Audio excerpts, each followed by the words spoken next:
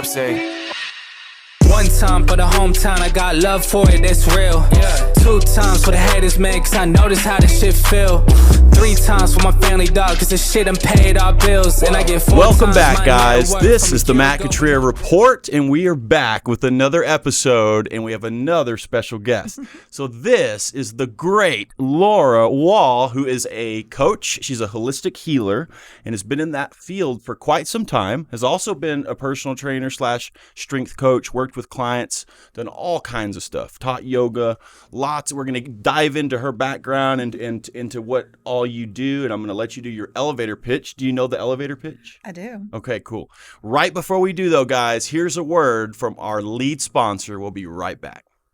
Whether you're looking to buy or sell, Holscher Ranch Group has you covered. With a dedicated team and a passion for Texas land, we're here to guide you every step of the way. Visit HolscherRanchGroup.com or call 325-899-1403 to get started.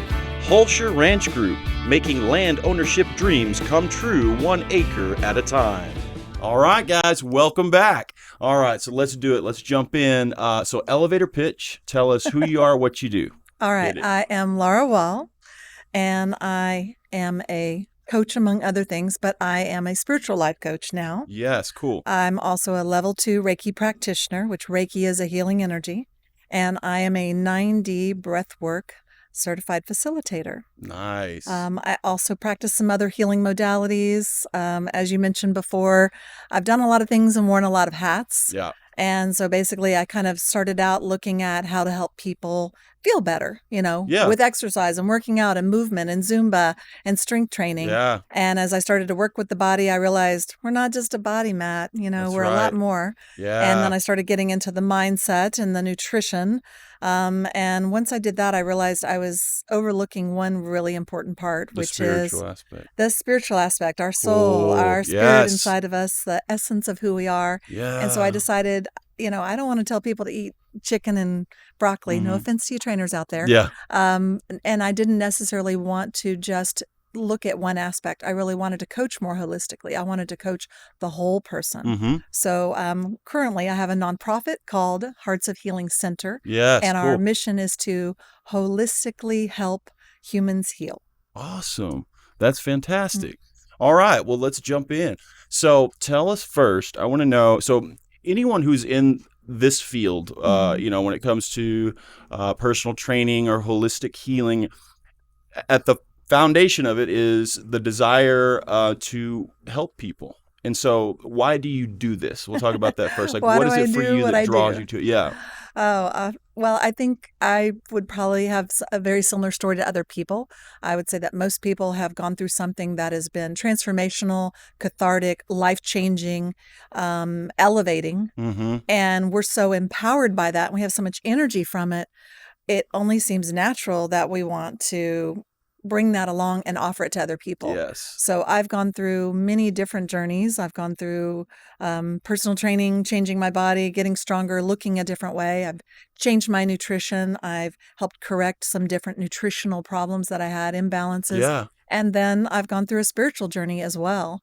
So me going through all of those things, I feel like I have a really great perspective. I understand the human condition. Mm-hmm. I'm not going to understand everything that everyone goes through, but I certainly have had my share of, as I mentioned to you, up times and down times and everything in between. Yeah. So as a spiritual life coach, taking a focus on the spirituality component, what was the reason for that? Like, did something happen for you that you went through, like a dark time, some form of adversity, to where you were like, hey, I'm missing something here, and I want to focus more on this? Yeah, I've had several dark times, but the one that I would say that was the catalyst that really kind of kicked off what a lot of people would refer to as a spiritual awakening was in 2014. I was on a hiking trip. It was my first time to ever hike. I was with some buddies, some workout buddies, some other women, an incredible group of women. And I was in Bryce Canyon in Utah. Oh, yeah. I bet it's beautiful there. It's gorgeous. Yeah. It's there's strong elevation for us West Texas flatlanders. Yeah. So I was doing it at my own pace. Everybody was kind of gone on their own ahead of me. And I came up to this canyon, this rim of a canyon, and I was looking at Thor's hammer, which is a very well-known monument there that's made out of stone. It really looks like Thor's hammer? It really does. It's a big, Nice. giant hammer. And I was just looking at the composition of the landscape, the colors, the richness, and I was just fascinated. Like I'd never seen anything like it. I hadn't been to the Grand Canyon. Yeah. And I realized in that moment, and even though I had traveled a lot, I just realized how big the world was, how small I was in it, and how I had been keeping my version of God in a box.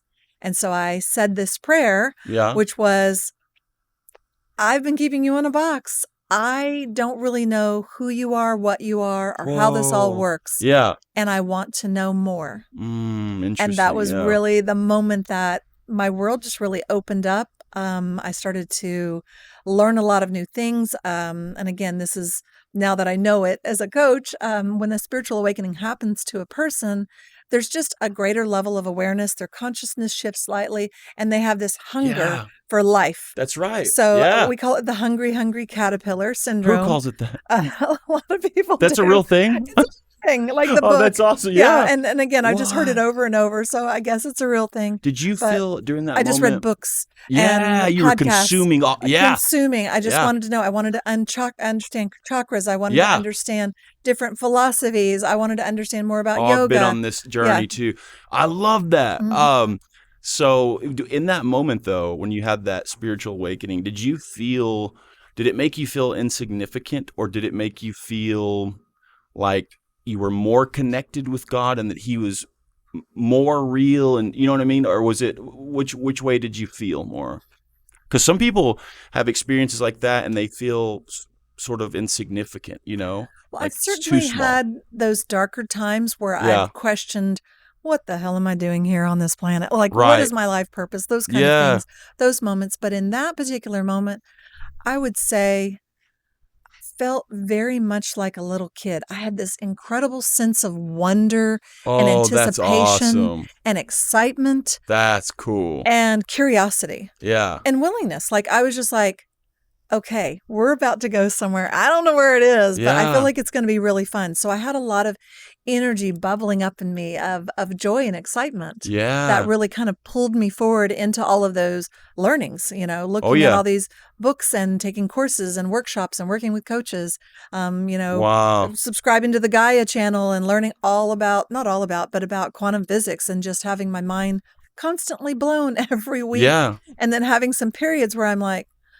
whew, that was a lot. That was a lot to think about. And then in those moments, at times I would be like, this is too much. I don't know what I'm doing. I don't know what I'm supposed to do. Yeah. And very much like the analogy of a hungry caterpillar, you know, they pause. They don't eat the whole time. They pause. What do? They form a little cocoon. Yeah. They go inward. They become goo.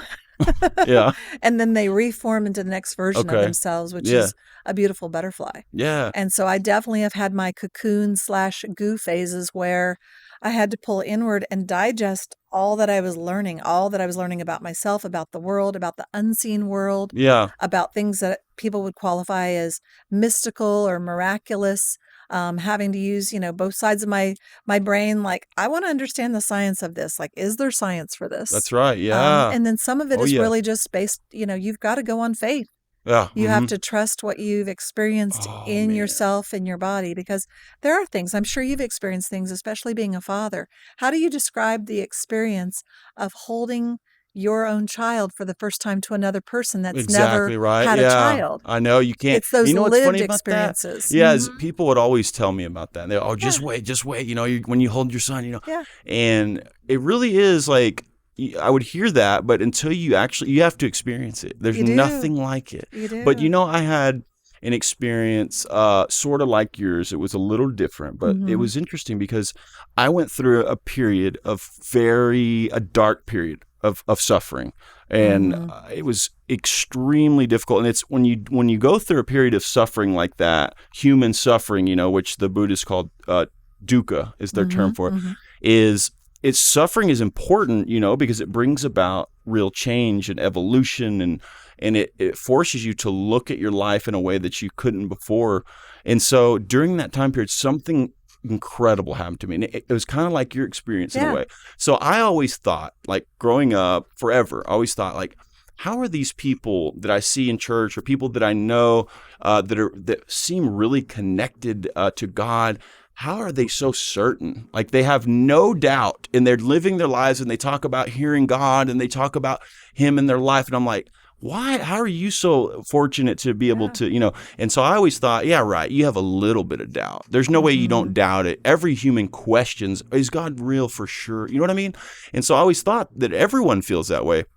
Until that period of time I went through, that deep suffering, something happened incredible. And what it was is I know for a fact for me, is I felt the presence of God. Like I really did. Like I just felt, and it brought about, like it was so overwhelming to me because I felt the first thing I felt was unworthy. I was like unworthy. Like why am I experiencing this? Why do I get to know for certain? Like I knew for certain, you know what I mean? And it was the most incredible feeling. And the only thing you really want to do is to share that with other people, and you want them to experience that. You know what I mean? Absolutely. And so that suffering, I mean, what are your thoughts on that? Do you think... Not a fan. Not a fan of the suffering. Yeah. Like last year, 2023, my girlfriend and I, we call it the year of crying. Oh, no There's joke.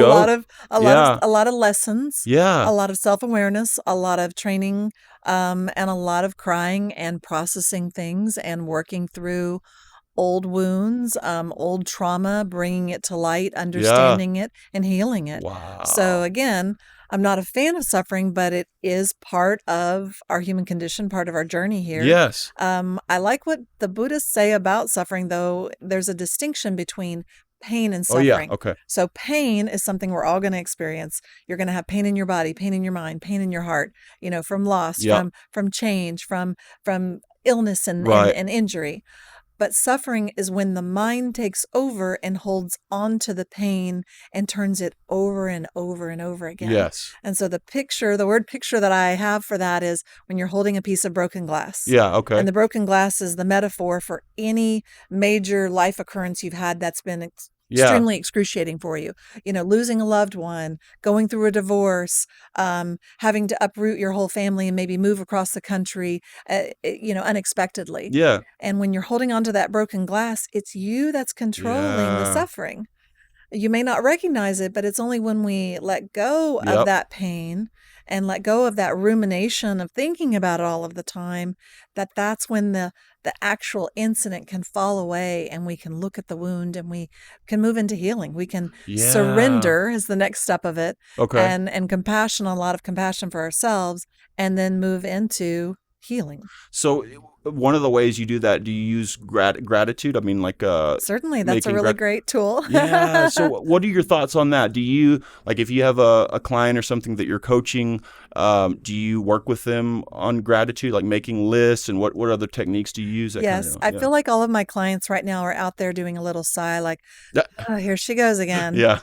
Yes, it is a really great, incredible tool for shifting our focus. Okay. So what we focus on, we find. Yeah, I like that. So our minds are meaning-making machines and our brains are problem solvers.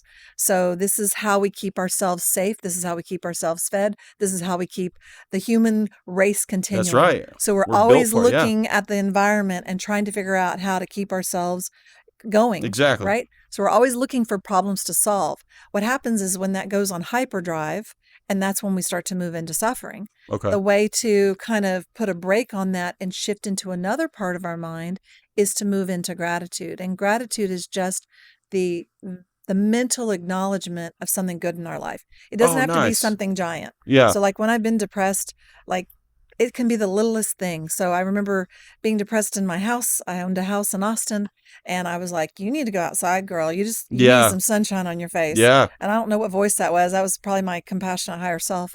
And I went outside, and there was a beautiful plant blooming, and I just noticed the one little bloom and just the color of it. And I thought, wow, I've never stopped to look at that bloom and how pretty it is. Mm-hmm. And I thought, well, this is something good in today that I didn't see before. So it can be the smallest thing, or it can be something bigger. So that helps us shift out of that problem solving, meaning making, and possibly suffering making mindset. Okay. Yeah. And move into a different part, literally a different part of our brain.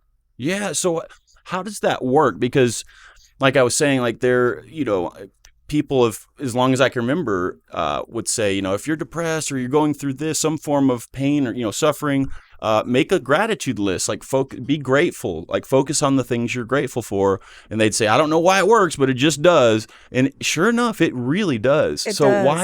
why does it? Well, there's a lot of science behind it now. Yeah, and we're in that. a really great time of history where the science is starting to catch up with a lot of the different spiritual practices. They're able to measure things. They're able to measure sound and frequency. They're able to apply different devices to the human, the technology, the Aura ring, the Fitbits. And they're able to gather data and be able to see the physiological change when we do different things, That's whether cool. it's we're running a marathon or whether we're sitting in gratitude and meditating. Yeah. So with meditation, we are, again, tapping into a different side of our brain. So the left side of our brain tends to be analytical, problem-solving, logical, reasonable. Yep. The right side of our brain is more the compassionate, creative, intuitive side. Yeah. And so when we tap into that and we look at 3 things we're grateful for, that's usually how I start my clients, because a nice long list feels like another to-do That's true, at yeah. the end of a workday. Yeah. Who wants more homework, right? Exactly. So it's lay in bed and count your blessings. Yeah. Lay in bed and think of 3 good things. What are 3 good things that happened today, or 3 things that made me smile, or 3 things I really appreciate having in my life? Yeah. And it can just be super simple. I appreciate my husband. I appreciate my crazy dog who gets muddy every time we go on a walk. Yeah. I appreciate wearing my favorite cowboy boots, right?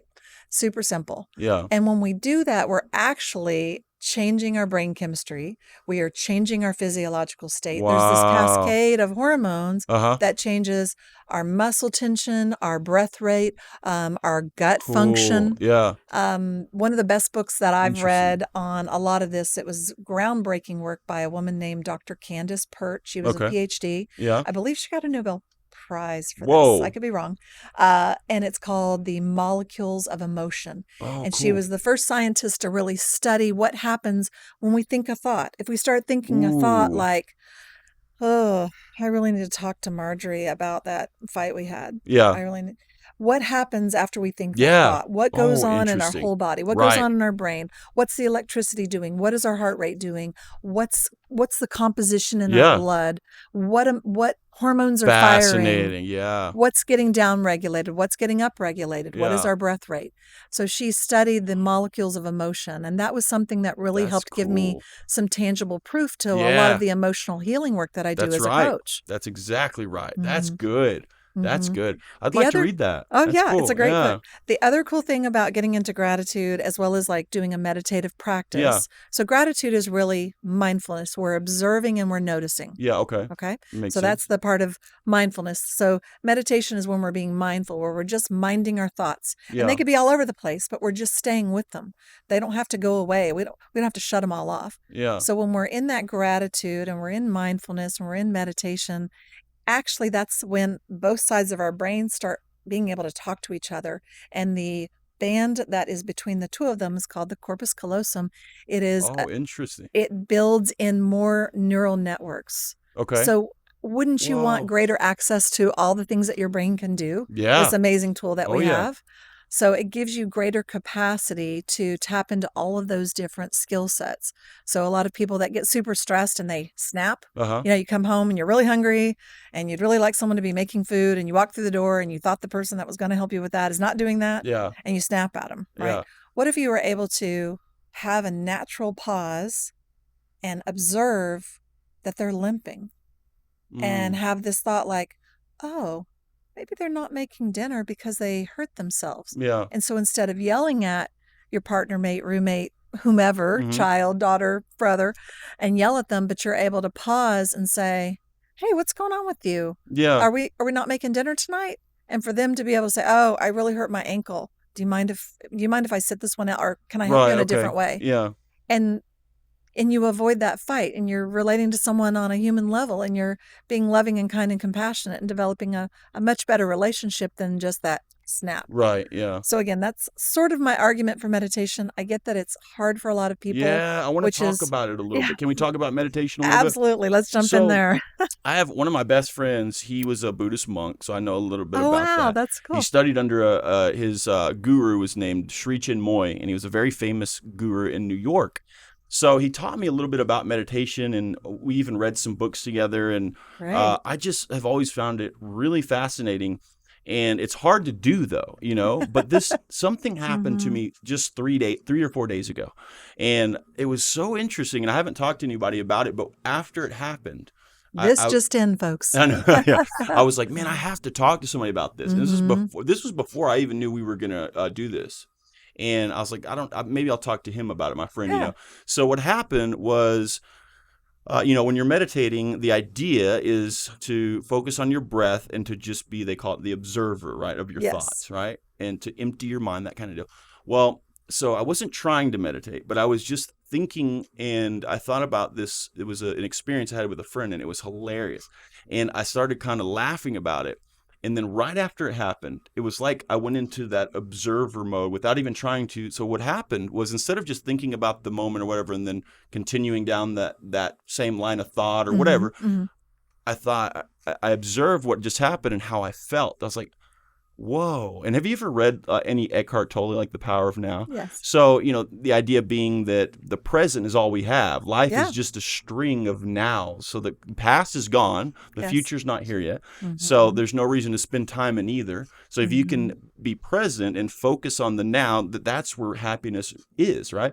And so that feeling that I had, I observed it as just feeling really good and light. Mm. And I thought, oh, that must be what meditation is like. You're training to note it, to be the observer of those feelings.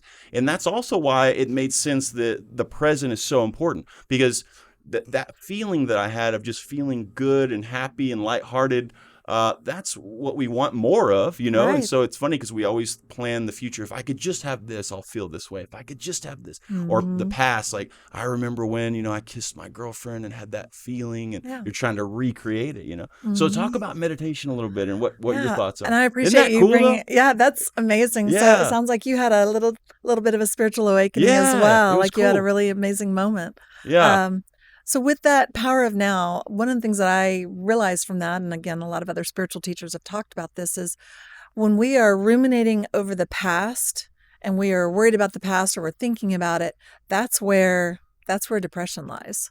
When we're thinking about older versions of Interesting. ourselves or the Really? should-haves and the could-haves, Yeah. that's where we can get into depression because we feel like we've missed an opportunity Okay. or, oh, I should have finished that degree or, gosh, I wish I hadn't ended that fight that way, Yeah. right? That gets us into some Makes of the sense. heavier emotions. And Yeah. I consider all emotions as lights on the dashboard. They're just Nice. information. They are feedback about what's going on internally and how we're interpreting data around us. So it's just a feedback tool. Yeah, I like that. So That's cool. if you're angry, it doesn't mean you're a bad person. It just means maybe a boundary's been crossed or Right. maybe you're hungry, actually. Yeah. So Yeah. the future, though, is where if we're always thinking about the future and we're not in the now, that's where anxiety comes from. So we're wondering, or yeah. we're trying to control, or we're worried we're going Yeah. to be late, or we're wondering what's going to happen when Yep. we get to a certain place. Interesting. So yeah. So Yeah. again, if we're not in either of those places and we are in the now, Uh-huh. what I would say the experience that you had, what it sounds like to me, Matt, is contentment. Yeah. Yeah, And so that's exactly contentment right. is like a really beautiful blend of like a little bit of joy, a little bit of Yeah. happiness, like the understanding that all is well, that you've got love, that you have abundance, like that you lack nothing, that Yeah, you have exactly. everything in that Yes. moment. That's So right. contentment. Like, Yeah. and again, a That's lot of people cool. call it peace as well. Yeah, Right. that's another good Right. way to put it. Yeah. So I Wow. started meditating around the same time, 2014. Okay. And this was through a fitness program that I was doing. They were really good at coaching the mindset Okay. for people that were going through a fitness program. And honestly, I didn't want any kind of spiritual. I wasn't looking to connect with God Right. or to stop my thoughts. Yeah. I was intrigued by what it could do for my physiological state, because I learned that there was a HPA axis. So that would be our, is it the H? Nope, it's the P. All right. It's the pituitary BTA, pituitary, thyroid, adrenals. Okay. Yeah. So if we are meditating, we are actually resetting and re-regulating our endocrine system. Oh, and at wow. that time, I was dealing with adrenal fatigue. Yeah. So I was okay. like, cool, I can eat to help heal that. I can Mhm. change the way I train to help heal that. Yeah. But I also can do this thing where I'm going to sit still and try to just observe my thoughts. Right. Yeah. And I wasn't looking for connecting with God or getting into bliss or becoming a Right. monk. So I Yeah. started it from a very scientific, logical point of view, and then mystical things would happen. Kind Really? of like you. Yeah. Really amazing Wow. mystical things would happen as I've done it over the years. And again, I think most people think there's like a meditation school and you're going to get a PhD and a gold Yeah. medal. But meditation is really like any other habit. When you're in meditation, the whole point of it is to keep coming back to Right. that place of peace or contentment. Yeah. Okay. And again, be the observer. Yeah.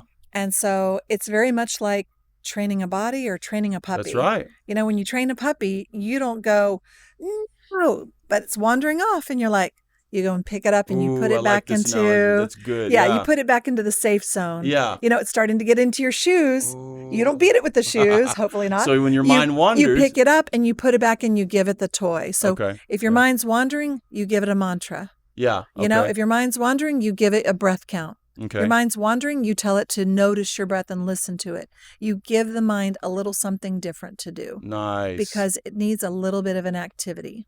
Okay. Yeah. But we can't stop our thoughts, just like we can't That's stop right. our heartbeat. That's right.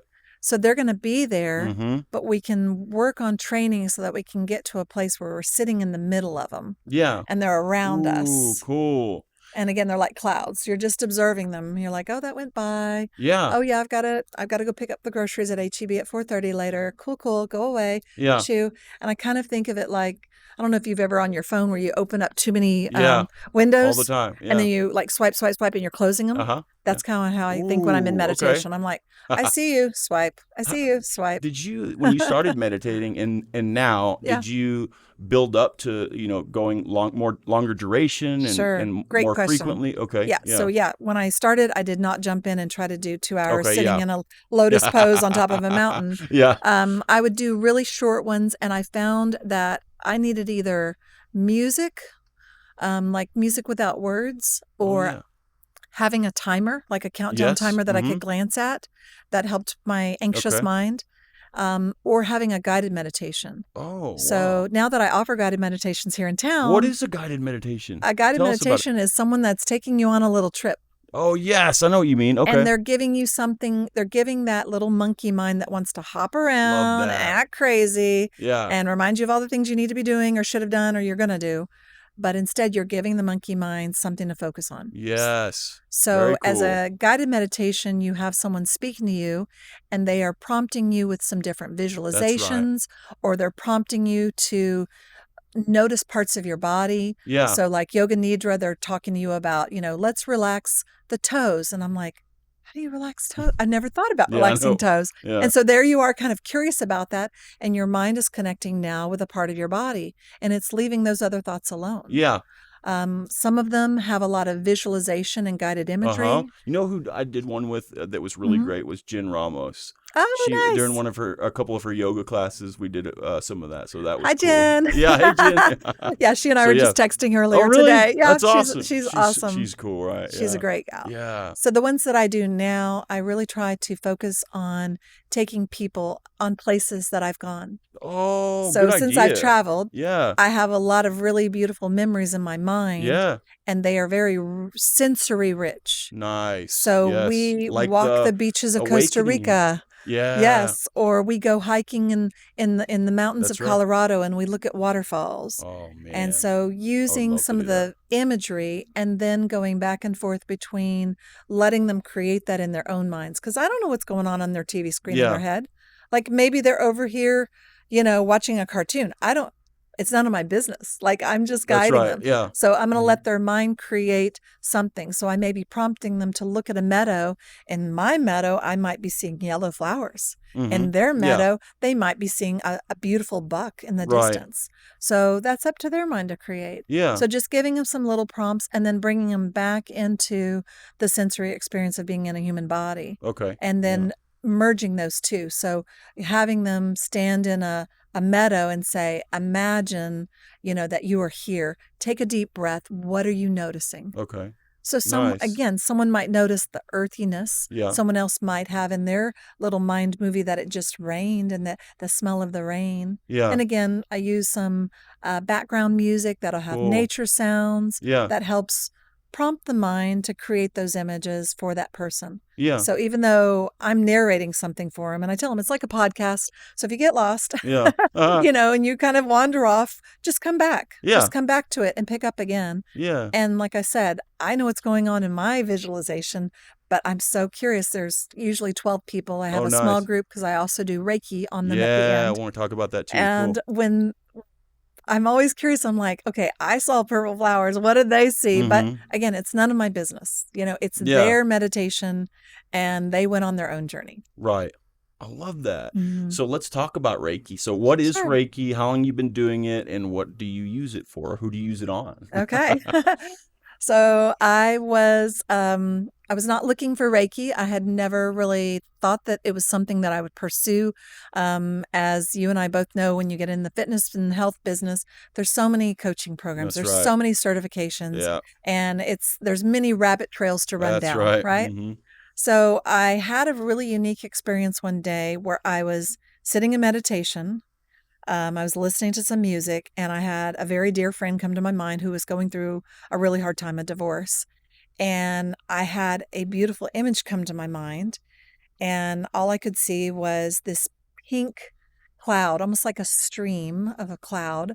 The way I can describe it is as if someone took a pink highlighter and they made a line in my mind, but it was three-dimensional. It was particles. Whoa. And so I was watching this pink cloud stream. Yeah. And she lives in California. Okay. And so I was watching in my mind, and it goes up and over. And then now I'm like looking at a map of the US, and I'm watching it go over New Mexico and Colorado, Nevada. Yeah. And there it is in California. And then it's like a movie. I'm watching a movie that my mind's creating, and there she is, and she's spinning around underneath this pink image, this pink mist. Yeah. And then she has her hands out, and all of a sudden I look down, and it's like little pink raindrops, and they're in the shape of pink hearts.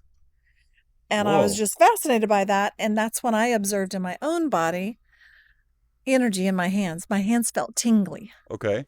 And I'd been reading about chakras. I've been reading about the spiritual energy centers of the body. I knew there were 7. I know they're related to different colors. Yeah. And I was like, there's not a pink. What's the pink one? Like, which one am I at? So I reached out to a dear friend who's a mentor, Kim Goyette, who's called Meditation Mother, by the way. Nice. And I was like, what just happened? That was so weird. Yeah. Is this a good thing? What's going on? And she said, oh, your palm chakras have opened. And I was like, okay, are they cool. pink? Is that pink? I don't think it's pink. I don't remember it being pink. Yeah. But I didn't realize there's energy centers all over our body, not just through the center column. Okay. And so again, went off and read all about that. Yeah. And then I started playing around with it a lot, and I would just have these beautiful images, and there would always be a color associated with it. Okay. And being the little nerdy scientist that I am, I have a heart monitor that I use that shows a heart rate variability. And I wear it when I was meditating because it'll show you when you're in a very certain zone where your brain and your heart are in coherence. That means they're talking and you're in a clear, alert, conscious state, but you're super relaxed. And again, it's when those two sides of the brain are working together. Yeah. Okay, cool.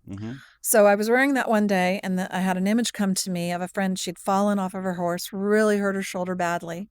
And the light showed up again, and this time it was green, and it was painting different pictures, and I could see her in her home, and I could see the light painting this picture over her, and I could see her horses, and all of this was just playing out in my mind, and I was just holding in my mind this intention of like sending her love and hoping she's healing well, and it was very lightly intentional. Okay. And when I got done, I looked at my heart monitor and I looked at the data. So usually there's this real soft wave when I'm in the zone. Okay. And so you've got different amplitude, right? So when I changed from thinking, and I knew it was kind of right at the beginning, all of a sudden that little soft rolling hill wave, the amplitude was huge. Really? And the wave changed. Why is that?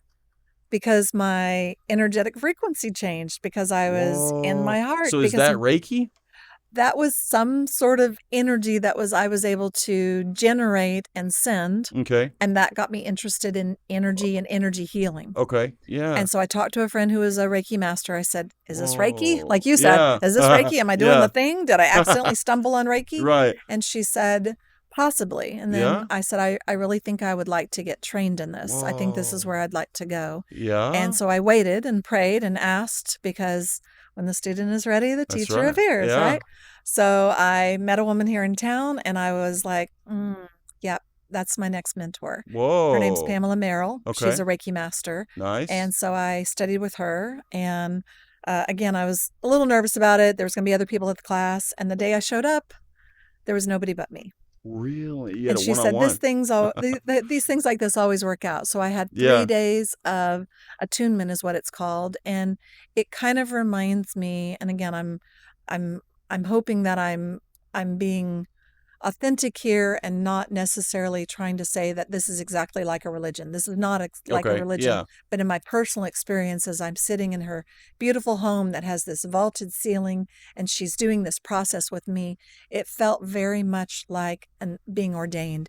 It felt like I was being given a gift of something that is from God, that is for the good of humanity, that I felt extremely honored. I was moved to tears. Whoa. I felt like, wow, I'm receiving this thing. And so it is a tradition that has been around for over 100 years.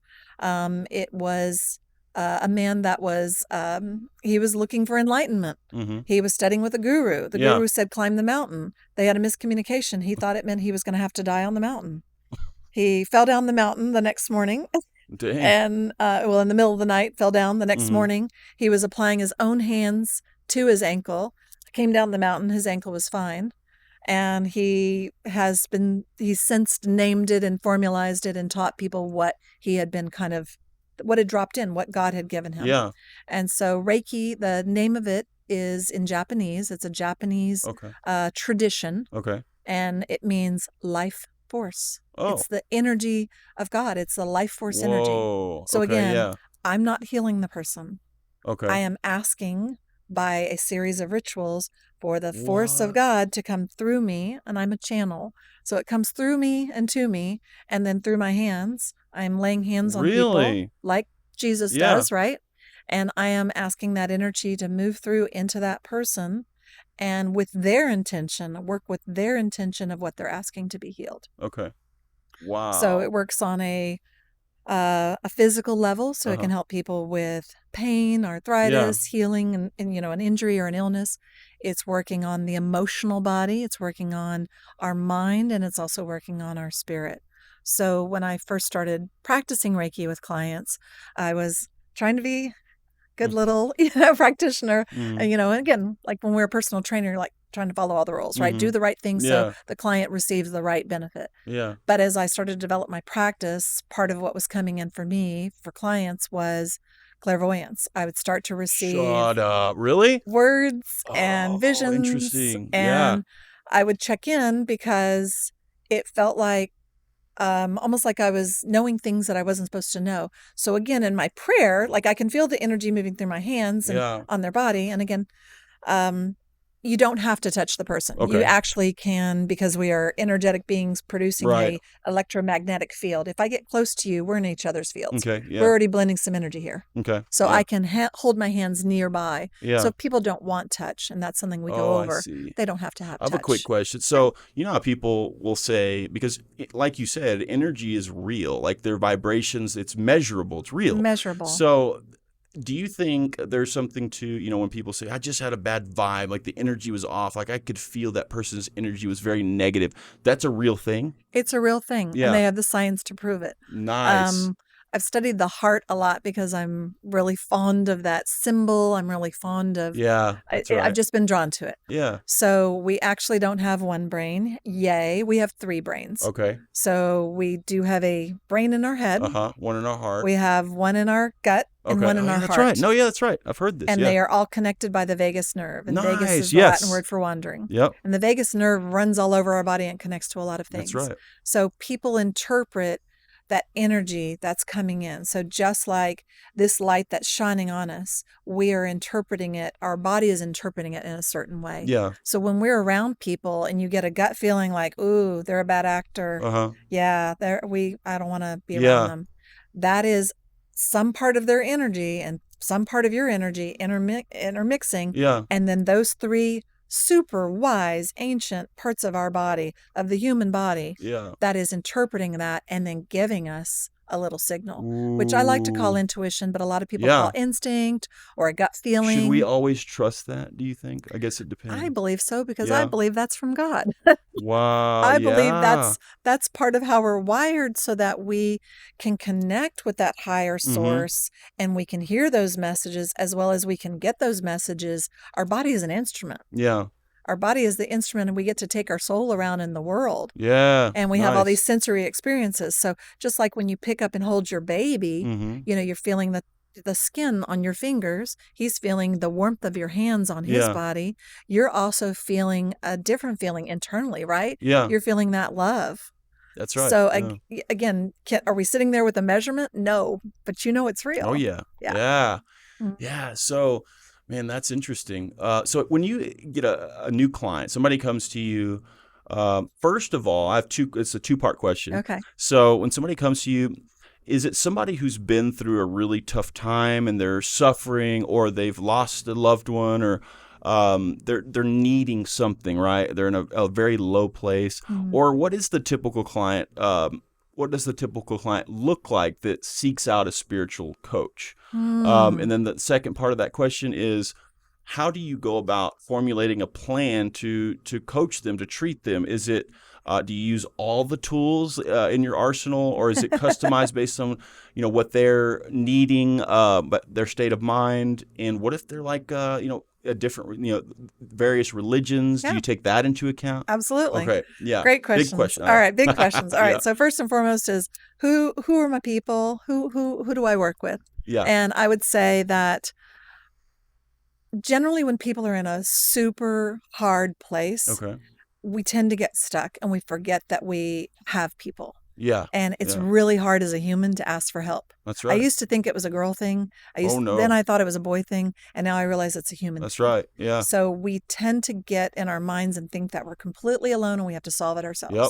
That's right. So it's not really until they start to move out of that and they're kind of irritable and irritated and maybe someone has said, you got to talk to somebody. You got to do something. And so I get a lot of people by referral. Okay. Yeah, I figured. So when they come to me, they come with different things that they're working on. It might be a relationship thing. It might be a lot of stress at work. It might be that they are having a spiritual awakening and they feel like a weirdo and they need to hang out with another weirdo to tell them they're cool and they're fine. Yeah. So various clients. I've been working a lot more with men lately. Cool. I have 2 men that have come to me and they both have had a really significant spiritual awakening and their spiritual gifts are coming online. Nice. And again, they kind of need someone to say, you're on track. Yeah. This is humans have superpowers. Like keep going. Like this is your divinity shining through. Yeah. But I've had young people, I've had older people, and I'm not really worried about what the container looks like. Okay. I don't Sure. Whoever is for me, that is drawn to me and my energy and how I present. If they're for me, we have a discovery call. If we're a good fit, then we're going to move forward. And during that time when I listen to their story, where their pain points are, and then also where they're trying to get to, Okay. that gives me an idea. And usually it's through prayer and meditation that I know what I'm supposed to do with them. So I have a framework. It is based on the chakras, and each of those chakras relates to Maslow's hierarchy of needs. Oh, nice. Yeah. So we've got safety and security. We have love and connection. We have ascension, connection to God. So if you're down here and struggle on the struggle bus, trying to figure out That's right. I have a problem and I can't seem to find a new job. Mm-hmm. It's really hard for me to talk to you about, well, let's Exactly. meditate and get up That's into right. the bliss. Yeah. That's going to be silly for me to try Yeah. to do. And then in terms of all the different tools that I have, at times I would, use one of those practices for quite a while. And that was all the clients I was getting. But now what I realize is I have a pantry. Yeah. I have a pantry. And Right. when you come to me, let's make a recipe together. That's right. Yeah. I have an idea. Ooh, okay. I have an idea of some things that you might like. So Yeah. let's stir this up. Oh, you're allergic to that? We're not going to do that. Yeah. Because I'll have some people that'll be like, I'm not doing meditation. Cool. Okay. We're not going to do meditation. Yeah. Till later when I trick you into it. Yeah. So I have a lot of different tools that I can offer them. And part of my coaching process is I'm looking for willingness from the client. They've got to be ready, as in they've made a decision. It's got to start here. Okay. They've got to be willing. Yeah. It's got to start here. Okay. And then they've got to be ready. I'm sorry, ready, willing, and able. And so the Okay. able part is the physical part. Like, where are they in their life? I Yeah. had one woman come to me for coaching. She was finishing her PhD. She was pregnant with twins. She was Whoa. moving to a foreign country. She was getting a Whoa. divorce, and she already had a child. And she Wow. wanted to start personal training online in another country Yeah. and do mindset coaching Dang. and spiritual. I was like, Yeah. look at another season for you, Yeah. because we are in different seasons. Yeah. For sure. And we need to honor that. So when they do come to me, part of what I'm looking for is those three things. Mhm. And then it's not me telling them, you're broken, let me fix you. No one is broken. Someone has shown up, and together we are going to figure out things that are going to empower them. Okay. So I'm getting their input. I'm asking them what they think they need. Yeah. So it's a collaborative process, Yeah. and it's a permission-based process. Okay. So everything I do, I will say, I have an idea. I think this would be really good to do in your next session. Yeah. I want you to pause and just check in with yourself. That's that intuition, gut instinct piece. Mm-hmm. So if I say to them, hey, we're going to do 90 breath work next time. What do you think about that? I'll watch them. I'll watch their body language. Oh, yeah. And so if I see Nice. some of this, Right. well, okay, we can do that. Yeah. That face is telling me, hell Mhm. no. Yeah. That body language is telling me I am closed down, shut down. I am freaked Yeah. out by that. And so if that's the response I get, I reflect it back to them. I'm like, your body's telling me a different story. Mm. Let's choose something else. Let's Mhm. start at a different point. Yeah. So what we're looking for is the smallest, easiest entry point to begin. That's all Okay. we need to do is Yeah. begin. And generally, I don't have the full plan, Matt. Yeah. Okay. I don't have all the answers. I ask for the answers to show up for Oh, me to give yeah. to my client. Yeah. So every client I have, there's always a prayer process. There's always a meditation Okay. process. And I'm fascinated by it because it's just beyond my control. Yeah. I just allow it.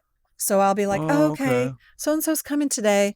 What essential oil should I use? And then all of a sudden I'll be walking in the kitchen and I'll see one and I'll put it in my pocket. Yeah. And then when I'm working with them and I'll pull it out and I'll say, this is the essential oil I thought we would work with the meditation today or whatever else we're doing. And they're Yeah. like, oh my gosh, I love lavender. How did you know that's my favorite? And I'm like, I didn't know. Yeah. Cool. I didn't know. It's not from knowledge. Yeah. It's from a higher place. Okay. Yeah. So, what do you think? What do you think God? Who do you think God is? Like, what do you? Are you Christian? Are you Buddhist? Do you feel like it's a universal thing that we're all connected? I mean, what are your thoughts on that? Oh gosh, just a little teeny tiny question there to dive One off. of the big Yes, let's just human dive off questions. into the Grand Canyon of Yeah. topics. So I was raised in a house that was agnostic. My mom was really no joke. Okay. angry at God because I had an older sister who was handicapped, Yeah. and it was quite a burden and a lot of suffering for my mom. Wow. So she was very disconnected from God, even though she was raised Okay. in a Christian church. Yeah. Around 17, my mother went through a process where she went to AA. She started believing in God, a higher power, Mhm. and had her own spiritual awakening, and we all started going to church. Cool. Yeah. So through Wow. my teens and 20s and 30s, there was a lot of different interactions with different churches, and I was starting to kind of figure things out. Okay. And most of the churches I went to were Christian-based. They were Yeah. grace-based. Yeah. There was a lot of emphasis on learning yourself and personal growth, Yeah. and it generally very positive. Okay. Cool. But with that spiritual awakening, as well as a lot of the other things that were happening to me, I realized that the the religious structure that I was looking at was too limited for what I was learning. For me, was God. Yeah. Okay. So again, I'm not saying that Christians are wrong. Right. I'm not saying that Buddhists are wrong. Right. I'm saying my definition of God is good, orderly direction. There is a life force that is always working in our favor, that is greater than our human minds can understand. Mm-hmm. And there is a flow. There is a natural order to all things that are happening. And you can interact with it. It's in you. It's part of you. It's in your blood. It's in your bones. It's in your heart. It's in your spirit. It's in everything. Yeah. And so I do believe in that oneness of all things being connected. And like I said, we've got the science that proves it. Mm-hmm. So when I pray, I am praying for that unified field of energy, the thing that makes stars, the things that makes humans. And I am asking for that infinite power to assist me and bringing some of that energy through me for the assistance of this other person, which is a piece of God. There is a piece of God on my Reiki table. I am a piece of God.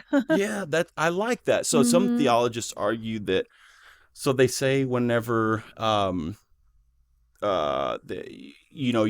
your religion or whatever you believe in is not, there's a term they use for it, but where basically there's a deity or someone that you either pray to or you have a personal relationship with. If it's too broad, then they argue that the connection and the relationship is lacking because it's too broad. There's not it's not centralized. Yeah, exactly. Yeah. So what are your thoughts on that? Like, I think from a Christian point of view, I think about my relationship with God and with Jesus, and I talk to him like a friend, and so do you do the same thing? I mean, is there any issue with that for you? Have you found, like, what if somebody comes to you, and and they have another religion that's outside of mine?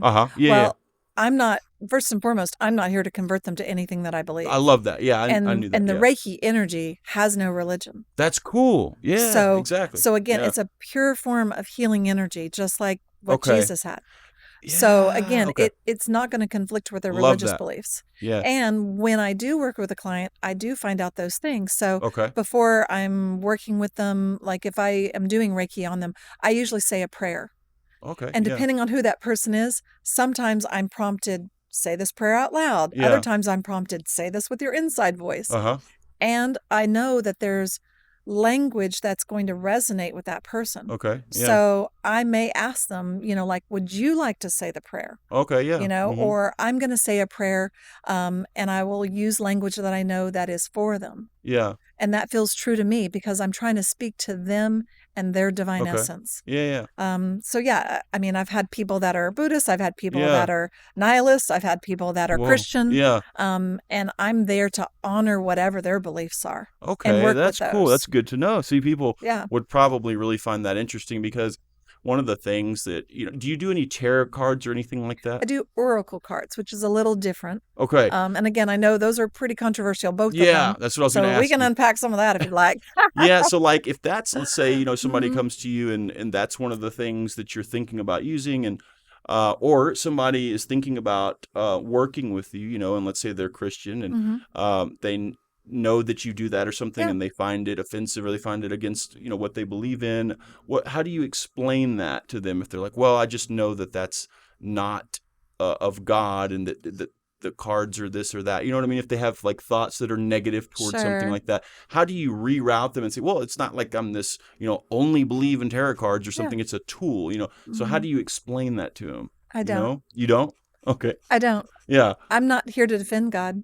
Okay, yeah. And I'm not here to defend my relationship with God or to try to convince them that my God is theirs or that their beliefs are different than mine. Yeah. I'm here to honor whoever shows up in front of me. Okay. So just like if I had a personal training client, if they showed up in front of me and they said, Laura, I've got a busted knee.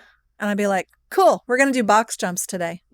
Yeah. I'm completely ignoring who they are and who they said they are. Yeah. I'm not honoring that person. Yeah.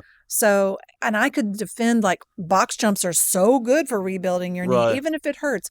I could tell them the cardio benefits.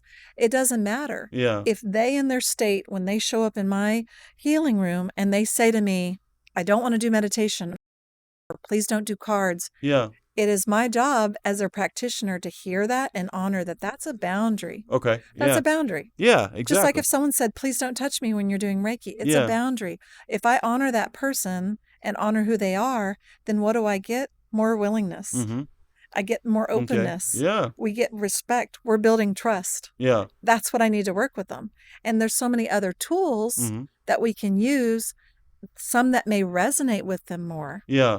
So again, if I say, instead of, encouraging them to go home and buy a deck and pull a card every day, I'd be like, how about let's play Bible roulette? Ooh, How about instead of before you do your gratitude practice, why don't you just flip open the Bible, put your finger somewhere and see how God speaks to you in that moment? Cool. Yeah. So again, I want to work with who's in front of me and I want to honor their process. I'm not here to change them to what I believe. I'm here to help them become more of who they are, who God wanted them to be. Cool. Okay. That's good to know. Yeah. Awesome. So lastly, let's talk about the 90 breathwork, right? Sure. Is that pretty complex? I want to hear about that. It's a little complex, but it's super fun. Okay, yeah. And I'll break it down for you because it's not too complex. Okay. So I recently discovered this in May. I got a little taster of it, a 5-minute of it, and it was going to be like a guided meditation and breath work. I'd had experience with breath work like in yoga class, which is called pranayama. And I was told I wasn't in a good state that day, Matt. I was not very shiny. Yeah. A little bit of depression sneaking up on me. Oh, yeah. And the woman that was facilitating said that the breathwork had the capacity to release trauma, bring on dopamine, oxytocin, serotonin, and endorphin release. And I was like, I know. Those feel-good hormones, like those are the good ones, right? Yeah. And then it also said it had the capacity to act in a way that would activate a DMT release, which that is something that people that are doing other types of plant medicines like ayahuasca or psilocybin, or you have a near-death experience. That is the chemical that the pineal gland releases. That's right. It's called the bliss chemical. Yeah. So there's, Netflix documentaries, YouTube, look it up. They actually, ayahuasca, they call it the tiny death, the small death, something like that. Anyway, yeah. So I was like, okay, so I can get rid of some of the things that are troubling me that are at a very deep subconscious level being held in my body. I possibly could have some of the feel-good hormones. And bonus, I might go to the bliss place. Yeah. Bring it on. So I did. Even in a 5-minute thing, I went to a little bliss place, but I thought I was doing it wrong. So I was trying to listen to the narrator and I followed him and then I lost the bliss place. But I had been there. I was like, okay, this has some potential. What do you mean? How did it happen? Because you're being coached. You're putting on a headset, noise canceling headphones. You're dropping into a very immersive experience. You have an eye mask that's blocking out all the light. So you're getting rid of all of your external environment. So 90% of your brain's energy is focused on outside of you when your eyes are open. When you shut your eyes and you can shut down all of that, you really can drop inside and again, allow the mind to create those pictures, allow yourself to get into your body. Wow. So 90 Breathwork is a partnership between a multi-dimensional soundscape experience. Okay. So you're hearing surround sounds. There's sounds over here. There's sounds behind you. Yeah. There's other different types of sounds that are healing. Binaural beats. Those are ones that help tune up the brain and help the two sides of the brain work better together. There's solfeggio frequencies. These are known healing frequencies that help different parts of the body, the energies of the body. There are isochronic tones. There's so many different layers. So when you drop in there and you're in those headphones, you're being coached. Okay. So you're hearing him talk to you about how to do the breath work holds. Okay. There's inspirational music taking you through this soundscape journey. Your mind is creating images for you. He's prompting you to images, and you are able to release things at a somatic level. Okay. So what that means is the body has stored energy. Yeah. It can show up as muscle tension, stress. It can show up as illness, so many different ways, and it's holding it. So when we move into this breath, we're moving into a subconscious state where the body can finally release the tension that it's been holding, release trapped emotions, release limiting beliefs at a mindset level. Wow. And That's then incredible. while we're releasing all of that, we might be yawning, we might be shaking, we might be having a physical experience that we may be conscious or not conscious of. Wow. And then he adds in this beautiful process where he is using very particular language, because we're in a theta state. A theta brainwave state is where we're programmable. Oh, wow. This is what little It's children like are in, like hypnosis. Yeah. So Cool. little children they're in a theta brainwave state until age 7 because they have to learn how to be a human. They have to learn how to be in the world. Exactly. So we're putting ourselves back in that state, and we're cleaning out the basement of a bunch of things that we don't need that are making our mind and our body not operate well. And then what we're doing is we're restoring the factory settings back to being a divine being with upside potential, with positive affirmations. It's a little whisper track. So you're hearing things super empowered, like a coach would say. Yeah. It'll say things like, you are powerful. Yeah. You are worthy. There's nothing that you can't do. And again, there's music and all these other tones. It's layered, and it really gives you this incredible experience. And you come out the other side, and I've done several of them. I've done a bunch of breath work for the last 4 months. And I mean, it sounds like an infomercial, but it has literally changed my life. Well, you're not the first person who's told me that. So I didn't know a lot about it, but the first time I was told about it and informed was through someone who's sort of an acquaintance, but we ended up having a really long discussion that neither one of us were probably expecting. But her experience with it, she was seeking some type of an alternative treatment to her trauma. She had a very intense traumatic experience with her father who died a horrific death, and she had to witness it. And it was so bad that she went into a real bad substance abuse, alcoholism, and she was seeking some form of therapy treatment, and she found this and was raving about it. And she literally told me that she was cured after it was like 3 sessions or something. I said, "What do you mean cured? I didn't understand, And she was like, "No, you don't understand. Like it's like you said, life changing." I was like, "What?" And so I was so curious about and the that. word for breath in Latin is spiritus. Oh, nice. And that is like the Holy Spirit. Like, Whoa. This is the breath of life. This is God within us. Cool. And so when we change our breath patterns, we are able to change our state of mind. We are able to get into that subconscious where, again, we're all the programming of who we are, what our personality is, all of our ills.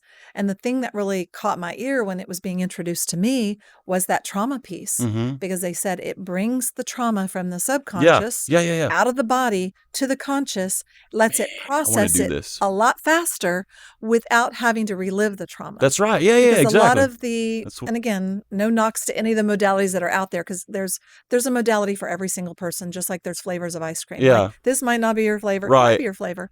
So with the coached process or with a counseling process, a lot of the old styles was to bring up these old problems and let people process them aloud, and it re-traumatizes a lot of people. Oh, yeah. So this is what thrilled me. I was like, there's so much trauma out there that is coming to people's awareness, and then like your friend said, how do I get rid of this? Right. What's the quickest, easiest, least painful, least suffering way of doing this? And so that's what thrilled me about this, because I've worked with a lot of clients, I've worked at a mindset level, but we're still working at the conscious level of the mind. We're not working on the subconscious. The subconscious is where all the programs are stored, just like on a computer. I like that. Yeah. The computer has that black box kind of thing. That's where all the stuff is. And how do we get in there? Do you think that it's almost it's necessary to get to that theta brainwave state to heal from trauma? You do? Yeah. I do. I figured. And again, that's just my belief system now. Yeah, I can understand that. 3 more programs and study something else. Yeah. But I do believe that this modality, using that's and the person that is leading all of these guided meditations and breath work, these are digitally mastered. Okay. The music is specifically created for each journey. Each journey has a theme. There's so much intentionality. There's so much heart in this. And his his mission is to heal the world through this. His mission is to have a greater impact on people, to have less suffering and greater happiness in the world. And so when I listen to them, every word he has chosen, everything that's going on there has such an intention of healing. Yeah. Wow. I'm very interested in this. Yeah, I'll send you a link. This is cool. Yeah. This is cool. And the first time, that I heard about it was through my friend, and after that, I kept thinking about how she said she felt healed from that traumatic experience, and I was like, what? Yeah. No way. Like, that would take years. And that's what she said. Like, it would take years of regular counseling, something that can be condensed. And that's part of that is we're taking something that's old and traditional. Breathwork has been around a long time. Like you said, your friend who's a monk. Yeah. Monks have used breath to move into a transcendental, a trance-like state, to connect with God. Yeah. To download the answers. That's right. Yeah. To have all these little quips and quotes that we, see all over the internet that Rumi said or that Buddha said. That's right. Yeah. So that breath work has been around a long time. They've tweaked it and changed it, and now they've partnered it with technology. So that was the exciting and thrilling part to me, because I spend about 75% of my day in headphones. Wow. Because I'm trying to control my environment. I'm trying to control where my mind goes. Yeah. So if I'm listening to a certain frequency of music without words, or if I'm listening to nature sounds, I'm staying in a really calm, focused state, and I really can do great work. Whoa. Yeah. If I'm able to screen out all the rest of that. Right. So when I saw them merging the latest in technology with all of these ancient practices, and the breath is really the key that unlocks the subconscious and lets you get in there. Cool. And again, you're being observed by me. I have other people, we call them breath angels, that are sitting in what's called holding space. And again, it's that energy field. So if I'm sitting near you and you're crying, and all I'm doing is sitting there and just sending you love, and I'm looking at you, you're going to feel that. You're going to know that. Yeah. I don't have to say a word. And again, people are in masks. They're in noise-canceling headphones, so they can cry, they can make noise, they can roll around. Nobody's going to see them or hear them in that process. Yeah. So I do this in group sessions. Cool. Because just like a choir, when you gain a lot of different frequencies or voices or people together, you have an amplitude effect of the healing. Okay. And then also for people that would prefer a one-on-one experience, I do that. And at the same time, they're receiving that experience with the breath work, in the headphones, in their own little world. Yeah. I am also doing Reiki. Oh, really? So I'm creating Reiki in and of that room. So if you can imagine having a beautiful white light cocoon surrounding you and holding you and helping you transmute all of that stuff that's coming up. Okay. Yeah. So kind of like, if you're over there cleaning the car with a scrub brush, I'm the one holding the hose. I'm just rinsing things out with that Reiki. We're letting Reiki, the energy of Reiki, provide healing for those individuals. Okay. So where do you do this, and how do people find you? How do they find me? All right. I'm so glad you asked, because I was up late last night and doing a lot of things on the website. Yeah. So my website is www.hearts, that's plural, of healingcenter.org. Nice. I am a nonprofit, a 501c3. So you can go on there and read about the breath work, and then there's several different options. So I am currently offering in-person sessions here in San Angelo, solo sessions. Yeah. Next month, I will be offering group sessions. They'll be at Mandala Dim.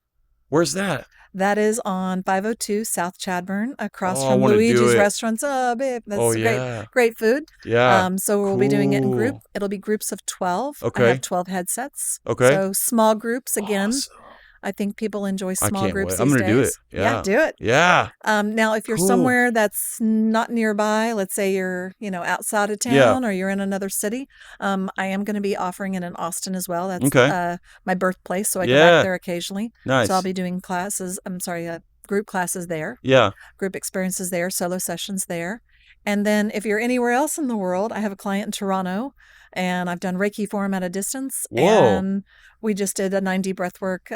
We've done one at a distance as well. And then I have other clients around Texas and around the world. So of course, they're not going to be using my headphones. They'd Right. be using their own headphones. Yeah. And it's the same thing. It's an immersive experience. We're going to ask them to wear a blindfold or a sleep mask. Yeah. They're getting themselves set up, horizontally in their own bed. Okay. And I'm with them and I'm coaching them through it, as well as his voice. Yeah. And then I'm there for, like I said, that loving kindness support of knowing that someone is with you while you're maybe feeling some hard feelings. Yeah. And when you come out of it, most people have a lot to say. They've seen I'm things, sure, they've heard yeah. things. So I either take notes or I record it for them, because that experience, they need to hear it again in their own voice. It's kind of re-hypnotizing them. And when they're in the experience, depending on the person, a lot of times I will hear words or see images that are for them. And I jot those notes down too. Nice. Very cool. So a lot of data to help people on their spiritual journey, and or release things that are no longer serving them, like trauma from, junior high being teased or being bullied, or, from a bad relationship that it just seems. Yeah, exactly. Cool. So 90 Breathwork, it's coming to San Angelo. I know, that's exciting. That's cool. I'm going to tell people about that too, personally. Thank you. Yeah. I appreciate that. So we always end each episode with, and you kind of mentioned it earlier, and this really does go back from the gym days, but what are 3 things that you're grateful for right now in your life? Oh, that's a great Genuinely one. super Genuinely grateful. grateful for. Yeah. I would say first and foremost, I am so very grateful for the man that I married, my husband, John Wall. Yeah. He is always my champion, always in my corner, always encouraging me. We have an incredible love story. He is a warrior. He has taught me a lot of things. He's taught me about how to be tough in the hard times. We've learned from each other, and he's supported me through all of my different things that I get interested in and I get passionate about. Yeah. He's always cheering me on and saying, like, he's pragmatic. He's like, what's the ROI on this? If you're going to do a $10,000 course you need for a somebody year, like that. like, how are you going to make it back? And I'm like, Yeah. But he never ever says don't do it. He always just encourages me to research it, make sure it's for me, and then he's cheering me on 100%. So 2 things you said there real quick. He's always in your corner and he's always cheering you on. Yep. I feel like those 2 things in a life partner or significant other are just, they're underrated. They're priceless, right? Like having someone that has your back and always supports you, cheers you on. I mean, it's just unbelievable. Unconditional love and acceptance. That's right. what every single human wants. Yeah, that's just right. To be accepted for who you are, where you are right now. Yeah. Which leads me to number 2. Okay. I'm extremely grateful for, and I'm going to kind of put my arms around all of Texas and all of my friends in the U.S. Yeah. But I just think about all of the communities that I am in. Yeah. I've really focused on building into this community this year. Cool. And I've been just amazed and delighted by the friendships that I've gained, and the depth of them, and the kindness that's been shown to me, and the inclusion and the excitement, and just learning new people. I'm really grateful. I have such good friends here in San Angelo. I have friends in Austin, and I have friends around the world because of different communities I've been in online. Yeah. And same thing. I feel like I have people in my corner. Yeah. That when I'm like, ooh, I don't want to design my website anymore. I want someone else to do this. I want to delegate this. Who is it? Yeah. And I pray and I ask, and boom, I know someone local that can redesign my website for me, or I'm like, ooh, I really want to partner with someone in a different part of the world. I'd love to bring 90 Breathwork to, a retreat. And then all of a sudden someone's will pop in my mind, and I'm like, oh, I could ask that person. Yeah. So I feel like I have just so many resources available to me and all of the humans that I love. Nice. That I love. Yeah. And again, they're not just resources to me. They're people that I love and I share my life with. Very cool. And I would say the last thing I'm really grateful for is back to what you said. I think about all of those times, those dips in those valleys that I've sat in. And I've been so grateful that there's been people alongside me to hold my hand and help me to the next level. But I am grateful for those moments because it's taught me a lot about who I am and where I am going.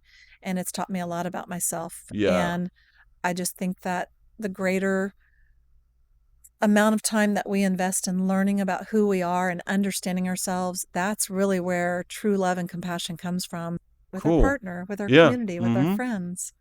Nice.